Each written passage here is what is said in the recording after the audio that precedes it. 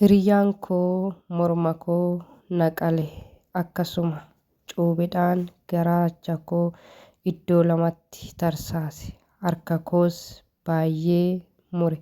Garuummoo Waaqayyo hanga har'aatti na jiraachisee jira. Taateen kun kan raawwate micoo asirratti argitan kana bara 2017 kana jechuun waggaa tokkoyyuu hin guunne bara 2017 naannoo gannaa keessa kan isheen jette seenaa baay'ee garaa nama nyaatu wanta baay'ee nama dhibu jechuudha.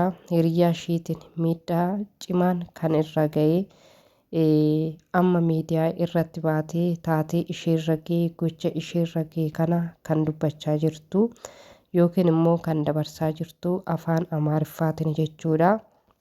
Innis maal seetanii micoon asirratti argitan kuni hiriyyaa naaf ta'a jettee akka carraa daanditti wal bartee yeroo sana inni poolisii ture jettee poolisiinnatii dhiisee hojii biraa hojjechaa ture jettee isheenis kaa jireenya naaf ta'a jettee nama kana waliin jireenya eegaltee micoon kun nama baadiyyaatii akkas dhufe jettee dubbachaa jirti jechuudha. Eega gara baadiyyaatii gara magaalaa Baardaar jiraachuu eegalanii mana kiraa fudhatanii yeroo sana humna wanna qabduuf olii gadi deemtee hojjechuu wanna dandeessuuf hojii baay'ee akka hojjechaa turte dubbatte jechuudha. Maarree eegaa gara Baardaar kanatti mana kireeffatanii galanii osuma mana kireeffatanuu galanuu isheen akka carraa ta'ee guyyaa tokko lafa dhoofte jechuudha. Gaafa lafa dhooftu kana miilli ishii tokko baay'ee miidhamee akkasuma miilli ishii kuni akka jeessoo itti hidhanii fi fayyite kan isheen dubbattu jechuudha.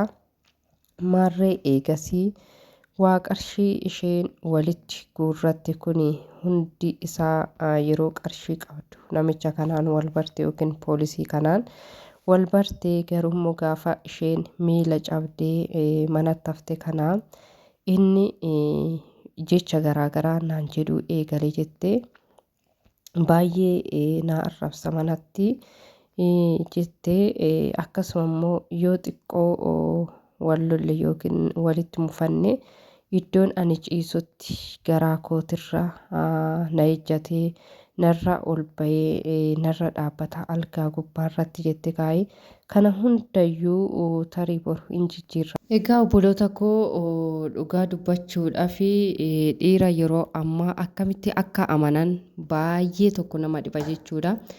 Isheenis ka waggaa tokko hin goonne garuu hiriyyaa kootii abbaa manaa kootii boruu abbaa ijoollee kootii ta'a jettee jaalala qulqulluudhaan itti dhiyaatte. Inni garuu wanta hin taane amma morma ishii irraa kutuuf yaalutti waaqatu lubbuu ishii hin dabarsin malee inni morma ishiitis qalee jira. Cuubeedhaanis immoo garaa ishee baqaqsee jira. Harka ishiitirree mummureeti jira jechuudha. Wanta baay'ee nama gaddisiisu jechuudha. Kan nuuf maal hubachiisa? Bakka akkamitti nama amanuu akkamitti hiriyyaa kooti jedhanii amananii waliin jiraatu yeroo ammaa. Eegaa hiriyyaan ofii kana kan namarratti raawwatu ta'eeti akkamitti amananii waliin jiraatu. Micoon tunis kaa boru in jijjiirama har'a jijjiirama jettee obsaa turte. Yeroo baay'ee namatu walitti nu araarsaa. Maatii isaatirree waame maatii kiyyaan kaa waliin barre jettee maatii isaa waame. Abbaan immoo baay'ee na jaalataa sababa na jaalatuu fi mucaan koo sirraa adda bahee jiraachuu hin danda'u. Ani inni si jaalatu taananii ani amantaa koo jijjiira jedhee masqalii ammoo ofirraa kutuutti ga'e jette obboleettiin keenya kuni. Innis kaa guyyaa kaanitti maal ishee godha seetanii gara xumuraattis ni deema. Guyyaa kaanitti gaafa isheen rukuttaan akka malee itti hammaatu baatee deemte.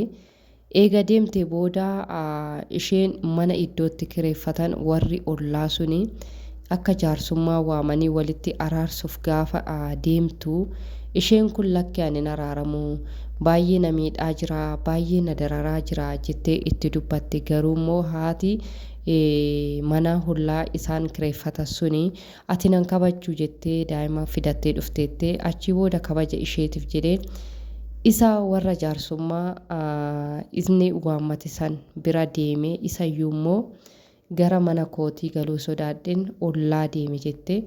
Eegasii isaan dhufanii na fuudhanii waa'ee keenyas dubbatanii maalirratti akka wal loltu dubbatanii eegaa ani wanna hundumayyuu itti hime booda araara jedha araarraa baqqaa jedhanii nu araarsuuf jennaanii ani araara sana dide jette. Innis warra jaarsaa keessa dhaabbatee araaraan akkan ani safaana araaramee jiraadhu na kadhachaa ture jette. Eegasii garuu ani lakki jedhee yeroon didutti warra jaarsatiin yookiin jaarsolii walitti araarsuu dhufassaniini kophaatti wannan haasofsiisutu jira xiqqoo sa'aatinaaf kennituumee jedhee isaanitti dubbatee jette. Isaanis dhugaadha se'aniit baqqaayyoo kophaa haasoftanii xumurattu ta'e haasa'aati wanna irra geessan nutti madda jedhanii yeroo isaan manaa ba'anitti ana na ukkaamse tokkoffaa irratti na ukkaamsee morma koo qaluudhaaf yaale. Gaafa ani morma koo harkaan ofirraa isa dhorkuu garaa koo akkasitti cuubeedhaan gadi na baqaqse. Harki kootirree na nafne. Eegasii eegaa ani iyyee booda namni tokko namni natti dhiyaate hin jiru. Dhiiga koo harcaasan ala gadi ba'e jettee eegasii eega turtii isaatii booda lafa dhayee rifadheen lafa dhayee kanatu narra ga'e jettee miidiyaa shaggar infoo irratti yeroo ishiin dubbattu baay'ee tokko garaa nama nyaata dhugaa rabbii baay'ee tokko garaa nama nyaata. Dhiirri amma bineessa caalu jechuudha.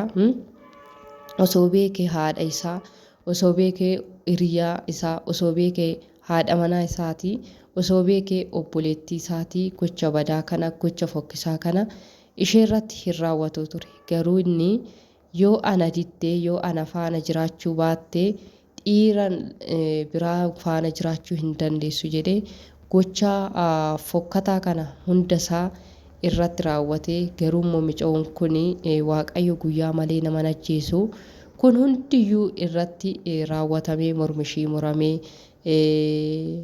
garaachi ishii baqaqee wanna baay'ee taatee hospitaala wanna itti yaallamturree dhabdee rakkoo guddaa keessa seentee garuu kana hunda keessaa waaqayyo ishii dabarsee har'a akka isheen miidiyaa irratti dhuftee himattu kan taasise dhugaa baay'ee tokkoon dinqisiifadhaanii galata waaqayyoo.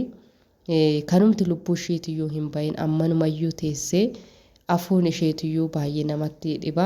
Paartituun itti fufaa.